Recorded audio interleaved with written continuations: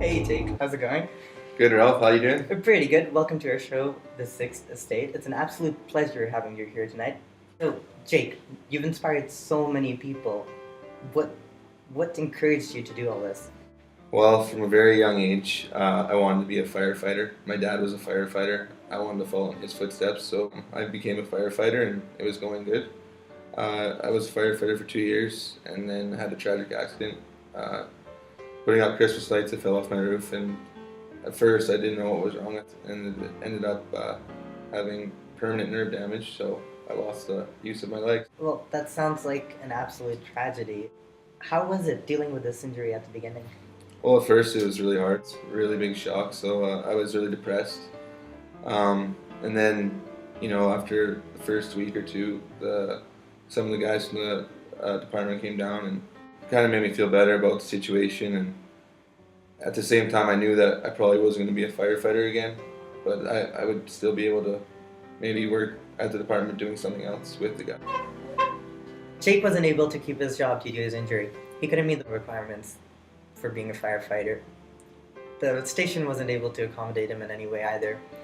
We turned to our infield expert, Stellar, as she talked to Jake's boss last week. Hi there everyone, I'm here interviewing Mary, the first chief. She was Jake's old boss. Mary, how's it going? I'm well, thank you. Jake worked with you for a couple of years. How was his job performance? Jake was a hard worker. His contribution to our team was very valuable. He was always able to show how passionate he was about being a firefighter and was exemplary to his fellow co-workers. We're still feeling the effects of his absence since his accident. Would you be able to kind of explain to me what happened after his accident?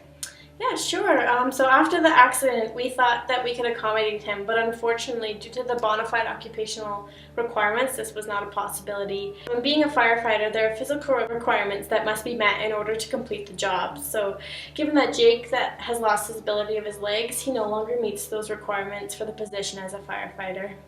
Can you elaborate on what a bona fide requirement is? Yes, of course. So we need to prove on a balance of possibilities the following 3 requirements in respect to a bona fide occupational standard. So firstly, we need to show how the standard was adopted for a purpose that is rationally connected to the job performance. In this case, Jake was physically unable to perform his job. So secondly, it was adopted in an honest and good faith belief that this standard is necessary. So Jake's work was very much appreciated in our department. However, we didn't adopt the standard on bad faith and was a reaction to his accident, not for other reasons. So lastly, the standard was actually necessary to the job and the employee could not be accommodated to the point of undue hardship. We were unable to accommodate him in the position as it requires that a firefighter uses their mobility to perform the job. For Jake's case, all 3 requirements of the bona fide occupational standard were met, resulting in a non-discriminatory practice on our behalf. I see. Why couldn't you just give him a different position in the department? We definitely looked into that possibility of accommodating Jake into our internal communications department, where it doesn't require lower physical ability. But we found that trying to accommodate Jake would have led to a point of undue hardship. We would have had to unfairly let go of another employee, and the costs are exponential. Also, we contacted the Disability-Related Employment Supports Program through Alberta Health Services, and we were told that the cost to modify the workplace for Jake exceeded their maximum amount of cost share, which is at $10,000. So since the accommodations were so expensive, it was not feasible for us at this time. Are there any actions being taken by your department to better accommodate people with disabilities? The process has started, but we have yet to find any alternatives to funding to support people in our department. It sounds like steps are being taken to better accommodate people with disabilities, which contributes to their overall integration in the workforce. I just wanted to thank you for your time today, and hopefully we'll follow up with you in the near future on the changes that will take effect. Jake, given that you lost your dream job of being a firefighter, did you know what you were going to do next? No, I didn't. I wanted to help people, and being a firefighter, that was the job, was helping people. But bills started piling up, medical bills, things like that. And although I was getting help from the government, it wasn't enough. I needed to find something quick and maybe not involving people, but just something to pay the bills. Jake isn't the only one that has had problem with keeping their old standard of living after an injury like this. In fact, the government does tries helping through different benefits such as the AGE program. So we had our financial expert, Shawnee Saturday, talk to an AGE expert last week. Here's how the interview went. Jonathan here with Dave. Dave is a representative from AISH. Tell us, Dave, what is AISH? Well, Jonathan, AISH stands for Assured Income for the Severely Handicapped. And basically, AISH is a disability service in Alberta, and its role is to financially support individuals who have disabilities who would otherwise have limited or unstable incomes. So, who is eligible for AISH? So, in order to be eligible for AISH, an individual must, first of all, have a disability that is conflicting with their ability to earn a living. And this disability must also be permanent and untreatable. So when applying for AISH, an applicant also has to apply for any other benefits, and this may include employment insurance or whatnot. Okay. So earlier today, you and I talked about Jake, and we discussed the situation. Is he eligible to receive AISH? Unfortunately, Jake wouldn't be or isn't eligible for AISH. And why is that? Well, AISH only covers specific applicants, so Jake can still work or apply to work for a career that does not require physical movement or the use of his legs. Okay. Do you think this is fair? Well, AISH is very expensive. It costs around $60,000 per applicant per year, and it just isn't feasible. So AISH has to be very selective with its applicants and those that it considers severely handicapped. Severely handicapped seems like a very relative term. On what basis do you guys determine who is actually severely handicapped? Well, there isn't a standard per se, but we do take the eligibility process very seriously, and we do look at a lot of factors in that. There's a lot of criticism around this application process and who is considered severely handicapped. So let's say there's a situation where we have two individuals with differing handicaps or impairments.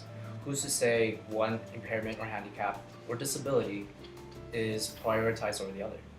Right, well that's a very fair criticism, but we have to understand that AISH is a service that caters to those who are not able to sustain themselves due to their disability.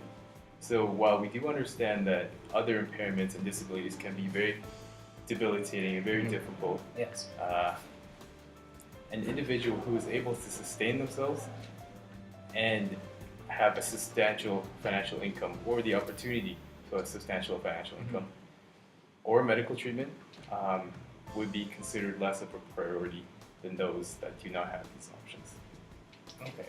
So for those who aren't eligible for AISH, what other services are there? There are other services other than AISH, and these constitute employment insurance and vocational services. Okay. So for those individuals who aren't eligible to receive funding from AISH, what other services are out there for them? Other services may include employment insurance, vocational rehabilitation, and if you're eligible and receive these benefits, however, you are not eligible for AISH. Can you briefly describe these services? Employment insurance essentially provides a certain amount of money based on the previous income to compensate for the lack of work. Basically, the requirements are that the individual must have worked a minimum of 5 years and has been without work and without pay for at least 7 consecutive days in the last 52 weeks. And they must also not be the reason or at fault for their unemployment. Vocational rehabilitation is a service that assists in retaining previous skill sets in employment areas and employers. Okay. Well, thank you for taking the time out to speak with us today, Dave. Thank you for having me, John. I understand that financial issues were hard to deal with, but was there anything else on a personal level that you had trouble coping with in regards to your injury? Yeah, there was a few things, like being on a basketball team is one thing. Obviously playing in a different league, I had to be in a wheelchair. It was tough to find new people, new friends. I guess obviously I'd have my same friends, but activities I'd have to find different friends because they're different. And things also like if I wanted to buy a new vehicle, I'd have to get brakes installed for my hands. Like I couldn't use my legs anymore. Obviously, public transit's there, but everyone wants their own vehicle, so it was just more expensive than that. I hate to state the obvious, but that sounds like a terrible feeling. It was a terrible feeling. What made it worse is the way people treated me. Made me feel like I wasn't normal, which was really hard. But it was a driving factor for me to try and make change and working for the government and creating equality for all. Adam made it possible, gave me the opportunity, and he accommodated me, and I guess I wanted people to have the same feeling that I did, that people will accommodate for you, and it makes it easier on a person like me. Like Jake, many people have trouble coping with their injury. Accessibility is a major issue when it comes to integrating people with disabilities back into society. Adam, Jake's new boss, is an advocate for people with disabilities. He's currently trying to make things more accessible for them. Now, last week we had our in-field expert, Stellar, talk to Adam. Here's how that went. I'm here interviewing Adam. Adam is Jake's new boss. How's it going? Great, glad to be here. What do you do for the city of Calgary? I work on accessibility projects and Jake is part of my staff. Okay, and what is Jake's current position? He manages projects in the accessibility office. He's been doing that for approximately a year now. What is his performance? His performance is exemplary because he better understands accessibility issues as they affect him directly. He uses this to his advantage, and it gives him insight into his projects, which he pursues with passion. What would be an example of projects that you're working on right now? We are currently working on recreational and cultural centers. We have found that the lack of accessible leisure contributes to social exclusion with people with disabilities. So we are trying to reverse that by making leisure options more accessible. This includes parks within the city of Calgary, leisure and fitness centers also within the city. Also, we work closely with Calgary Transit to ensure that their transportation units are wheelchair accessible. This includes a new Calgary Transit West train line out to the western limit of the city. You mentioned some projects pertaining to leisure. What are those projects for disabled people? Well, a project I'm fond of is the province of Alberta's efforts to make their provincial parks more accessible to people with disabilities, such as wheelchair disabled, throughout the province. This includes accommodations, both campgrounds and lodges, and also visitor centers.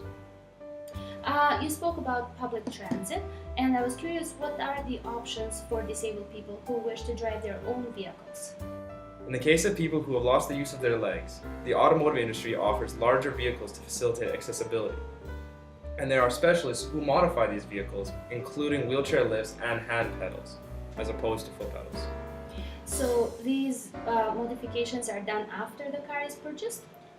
Unfortunately, yes. It is difficult to find a new vehicle that has been previously modified, and often disabled people will bring in a new vehicle to be modified specifically for their needs. And so these modifications are paid by...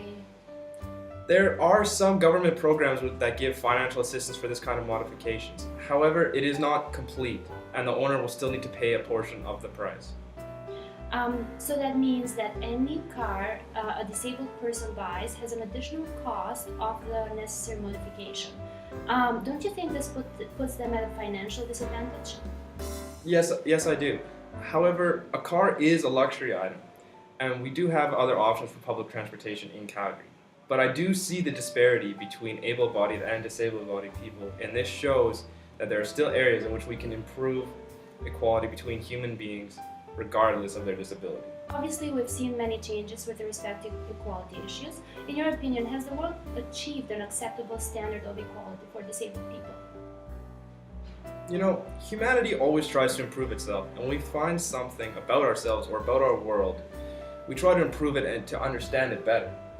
And I think we, as a society, became aware of the disparity between able-bodied and disabled-bodied people when we found another thing that we can work towards improving.